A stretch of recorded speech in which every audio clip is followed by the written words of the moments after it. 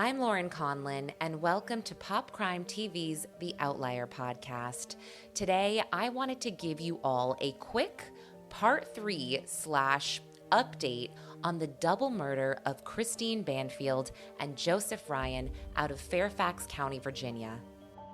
If you've been following this case, you are well aware that information is scarce.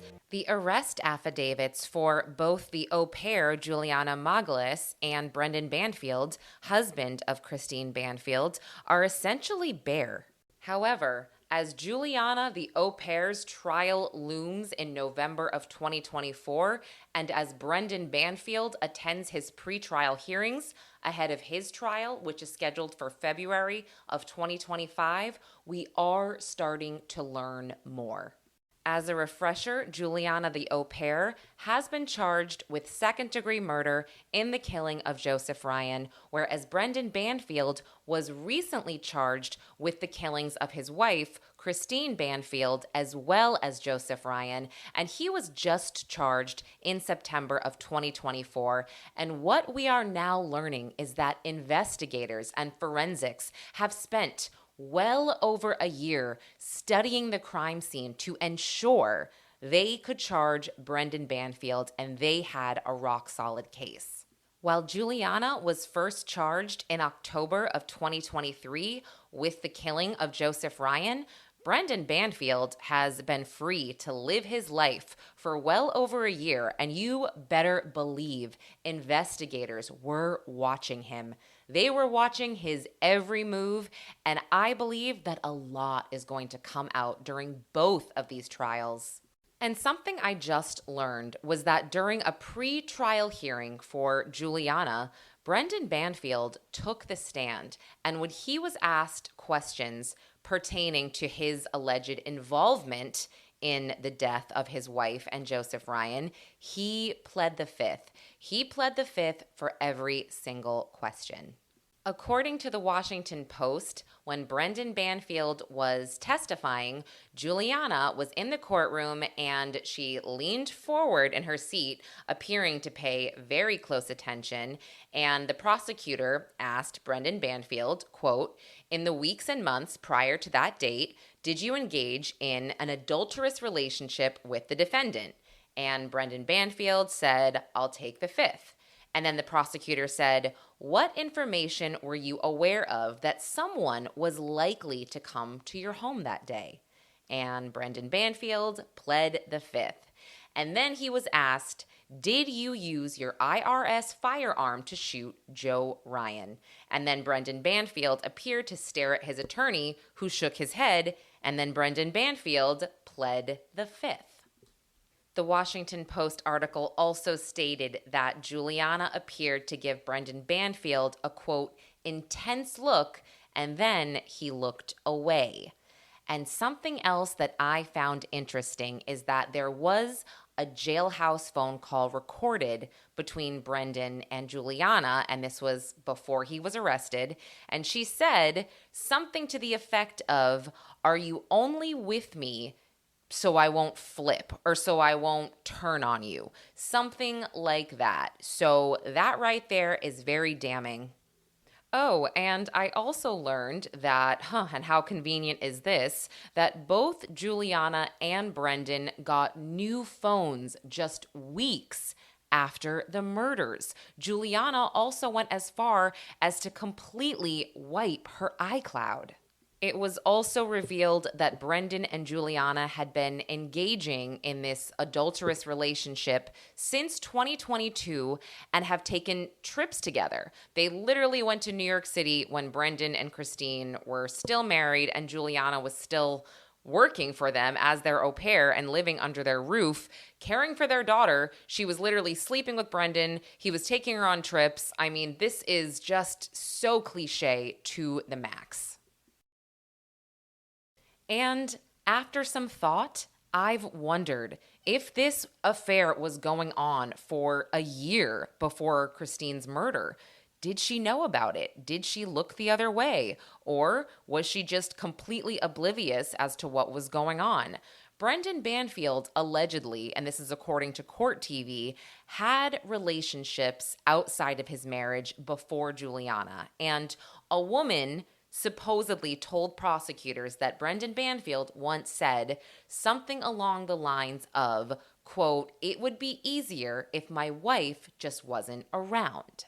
Either way, I guess it doesn't matter if Christine knew or if she didn't know. She didn't deserve what happened to her. She was an innocent mother with her entire life ahead of her, and I still get just so sad and burned up thinking about the way that she died.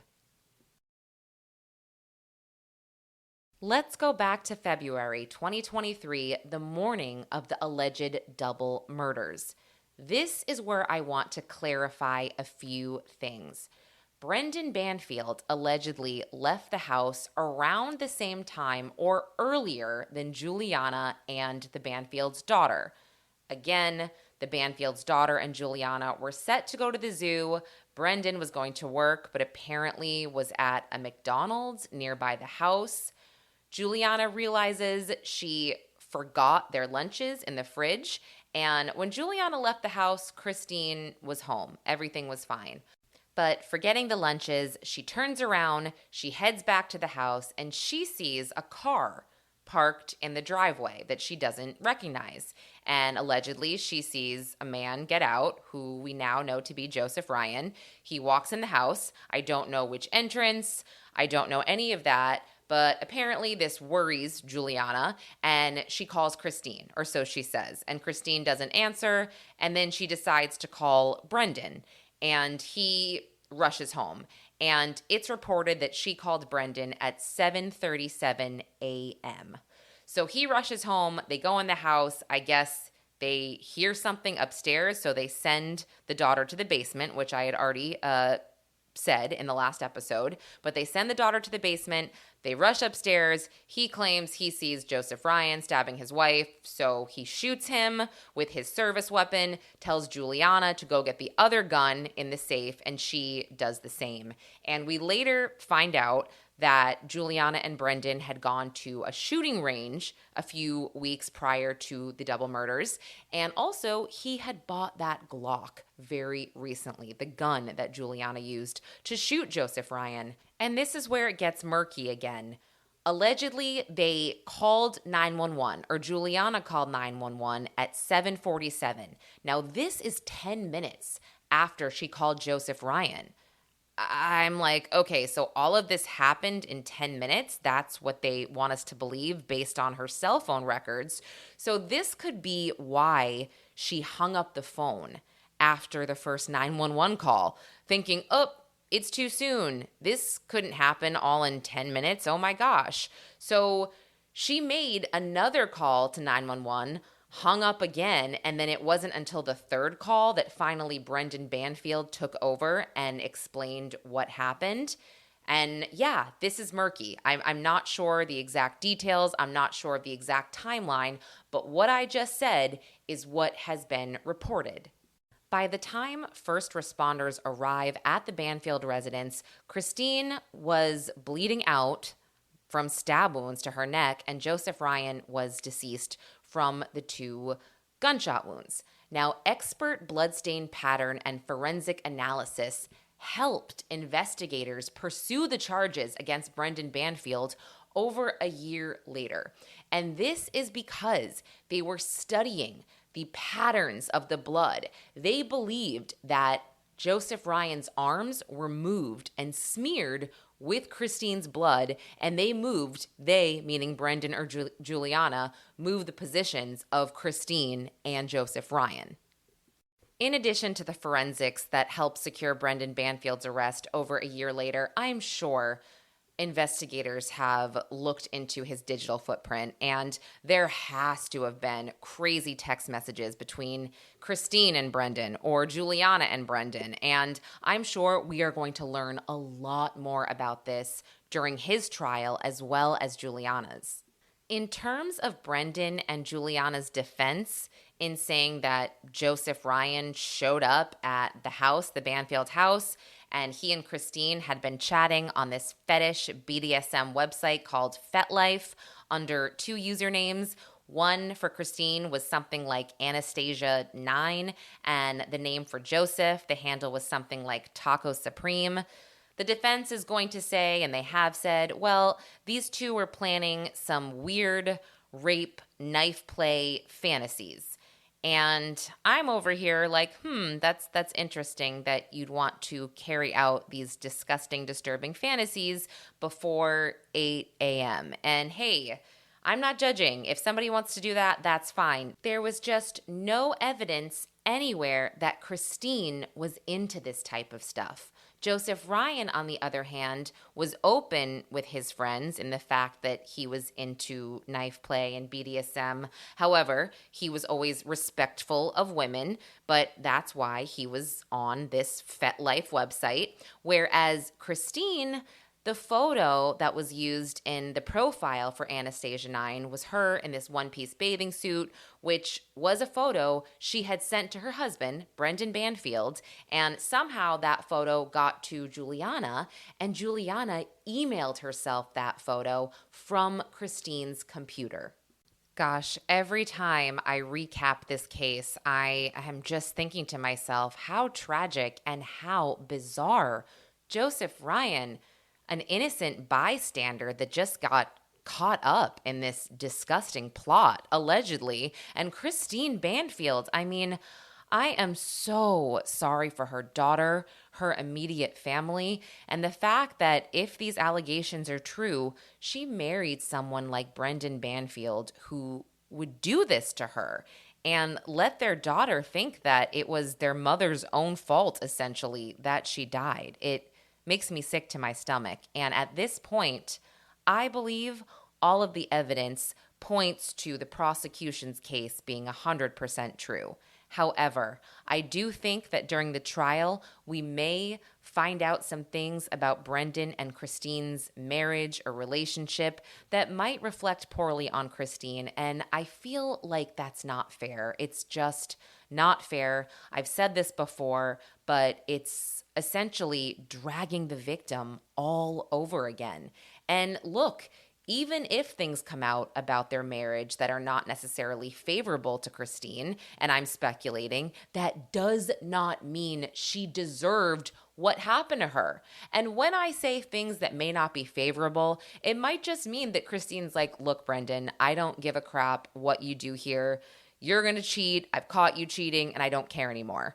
I'm not judging that. I can just see that being an option as to maybe why Brendan and Juliana were able to carry on this sordid affair under the Banfield's roof. And if I were Juliana, I would 100% turn on Brendan Banfield. In my opinion, he was the mastermind behind all of this. The Banfields lived in a wealthy area. They lived in an almost $1 million house in Fairfax County, Herndon, Virginia, and Juliana came from Brazil. Her mom cleaned houses. They weren't super wealthy, so I'm sure Juliana came here and was like, I need a better life for myself.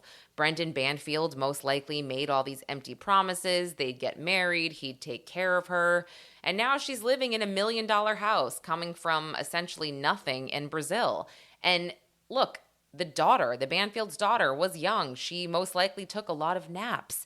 That gave Juliana hours to help plot this from their house. So Brendan Banfield took advantage of that, in my opinion. And he made Juliana help act out his plot to get rid of his wife. Something that I've continued to look into is, did Christine Banfield have life insurance? I haven't found anything that would indicate yes or no, but I'm willing to bet there was some money there, which is why perhaps he didn't just get a divorce and he tried to carry out this elaborate, weird, twisted scheme. I'm also willing to bet that because Brendan Banfield wasn't charged for quite some time, there most likely are jailhouse phone calls between Juliana and her mother discussing things like this. Maybe Juliana's mother saying, Juliana, what's going on with Brendan Banfield? Why has he not been charged? Why is he walking free when you're behind bars? And I'm sure Juliana said some things to her mom that may or may not be incriminating to Brendan Banfield, but we will certainly find out at trial. As a reminder, both Brendan Banfield and Juliana Peres Magalhães are being held without bail, actually in the same county jail until their trials. I will do my best to keep everybody updated on this case and what is coming out. I appreciate you listening to my stream of consciousness here. This case has just been on my mind. I cannot get over how bizarre it is and how you just can't make this stuff up. Thank you for listening to The Outlier. If you like this podcast, don't forget to rate, subscribe on Apple, leave a review, or wherever you listen. I will be back later this week with a few more episodes. Until next time, thanks for listening.